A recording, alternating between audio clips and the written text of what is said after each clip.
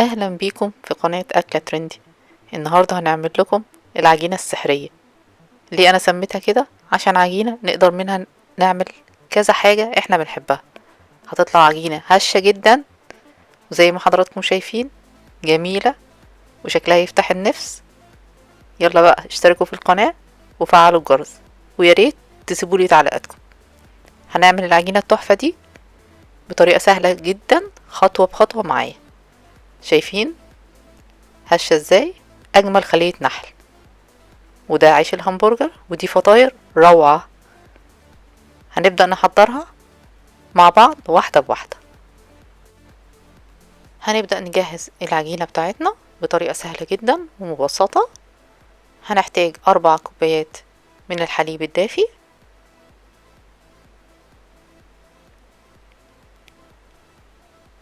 هنضيف عليهم معلقة كبيرة من الخميرة الفورية مع معلقة صغيرة من الخميرة، معلقتين كبار من السكر، ونقلب كل ده مع بعض ونغطيه ونسيبه يرتاح لمدة 10 دقايق. شايفين بدأت تعمل الفقاعات دي، معناها الخميرة بدأت تشتغل. هنبدأ نضيف بقى 9 كوبايات دقيق، دقيق العادي متعدد الاستعمالات.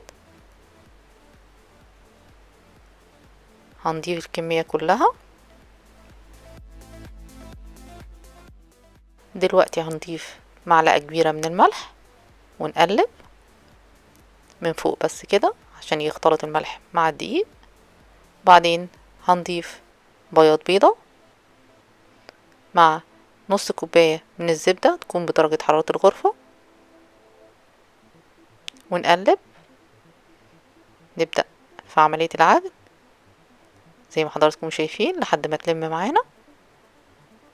هنغطيها ونسيبها لمدة ساعة لحد ما تتخمر وتضاعف حجمها.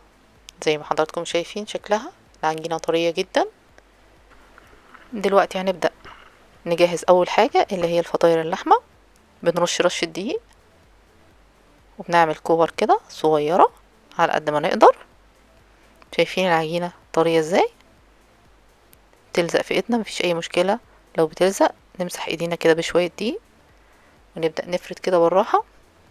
الفطاير دي بتطلع لذيذة جدا. نفردها كده فردة بسيطة. وانا هنا محضرة جبنة موتزاريلا ولحمة مفرومة العصاج العادي بتاعنا، عملته في فيديوهات كتير قبل كده.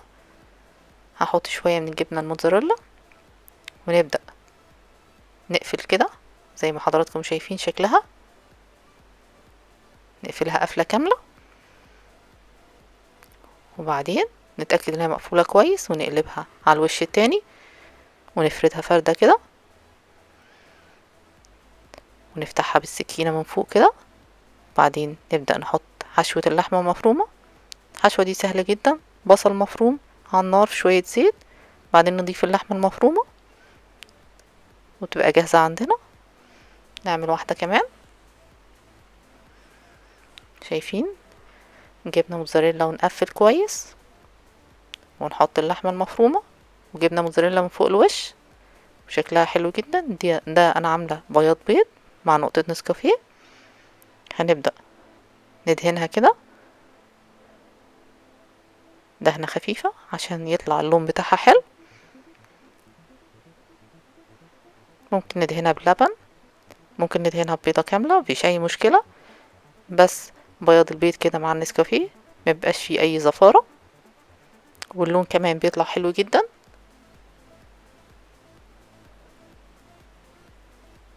ندهن كل الفطاير بنفس الطريقة. الفطاير دي بتطلع طرية جدا وطعمها حلو لذيذ. هي معمولة على طريقة تركي فكلنا هنحبها ان شاء الله. تنفع في الفطار الصبح كده.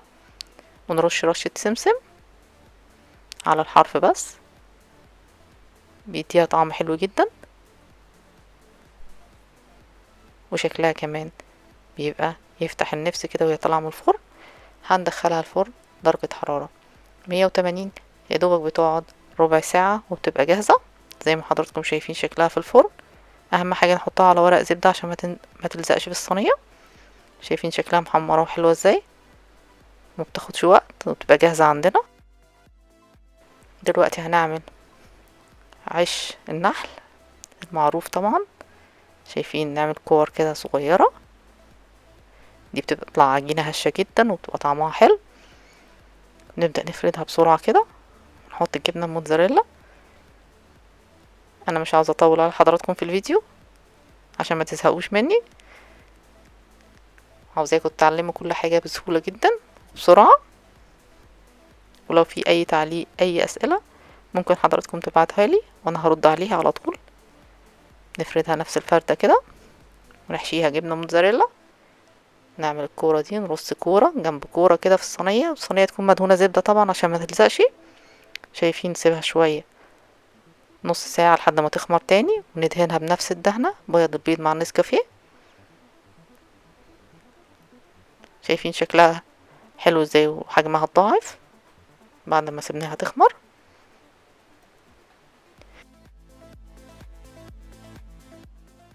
دلوقتي بقى هندخلها الفرن نفس درجة الحرارة زي ما حضراتكم شايفين الحجم اتضاعف ازاي، شكلها جميل جدا جدا جدا. دلوقتي بقى هنجهز الحاجة اللي هنحطها على الوش. خلية النحل دي حاجة معروفة جدا وطعمها حلو. انا هنا حاطة كزبرة مفرومة مع فص ثوم مفروم مع زيت زيتون. شايفين بنقلبها كده بتدي طعم حلو قوي ونكهة وريحة، حاجة فظيعة بتغير طعمها خالص. ندهنها كده، الواحد نفسه اتفتحت خلاص على الاكل. شايفين شكلها حلو ازاي، والثوم كمان بيدي طعم حلو جدا. دلوقتي بقى هندخل على تالت حاجة هنعملها، وهي ايه؟ البونز بتاعت البرجر. العيش بتاع الهمبرجر ده سهل جدا. هناخده من نفس العجينة السحرية دي زي ما قلت لحضراتكم. نعمل كورة كده مظبوطة على قد الحجم اللي احنا عاوزينه. لو عاوزينه اكبر مفيش مشكلة، انا بعمله صغير شوية. ايوه هو ده الحجم اللي انا عاوزاه. شايفين طريقته سهلة جدا. اهم حاجة نحطه على ورق زبدة في الصينية وندهنه برضو بنفس الدهان اللي بدهن بيه كل مرة. طريقته سهلة جدا، يا دوبك كورة كده وبنسيبها ترتاح شوية يعني حوالي نص ساعة عشان تتضاعف حجمها كده زي ما حضراتكم شايفين، وندخلها الفرن على نفس درجة الحرارة 180. بتاخد حوالي ربع ساعة وبتبقى جاهزة. اللي عاوز يحط بقى سمسم حبة بركة زي ما حضراتكم عاوزين، كل واحد حسب رغبته. ده شكله هو في الفرن، وده شكله بعد ما اتحمر. يعني اخر 5 دقايق كده بفتح عليه الشواية عشان يتحمر بالشكل الحلو ده.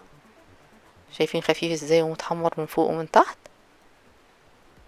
دلوقتي هفتحه كده قدام حضراتكم عشان ابدأ اعمل ساندوتش جميل كده ولذيذ وصغير. شايفين شكله حلو ازاي من جوه. هعملوك ساندوتش كده ينفع في العزومات، مايونيز كده، ساندوتش على السريع. هنحط خس كده،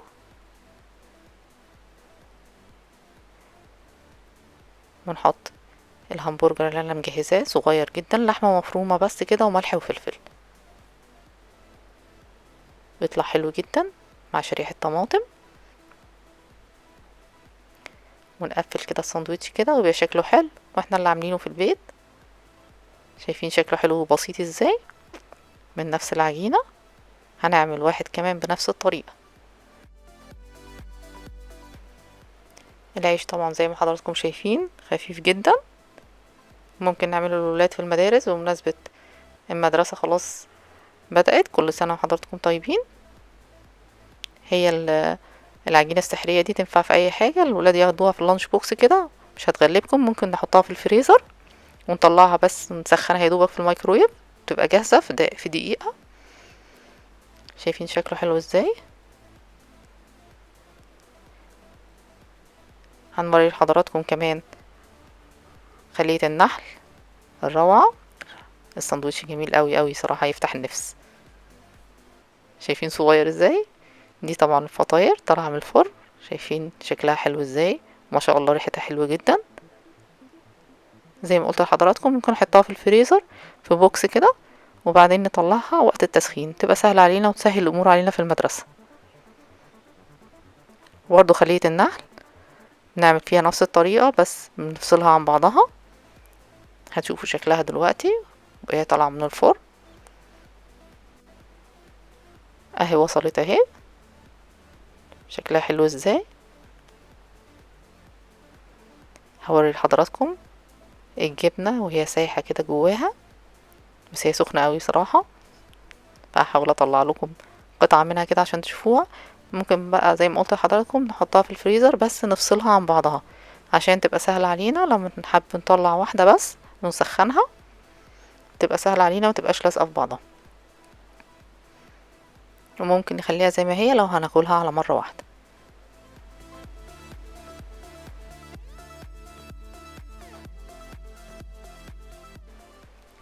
يلا بينا بقى اوري لحضراتكم خلية النحل شكلها ايه من جوه. شايفين الجبنة سايحة ازاي، سخنة مولعة نار،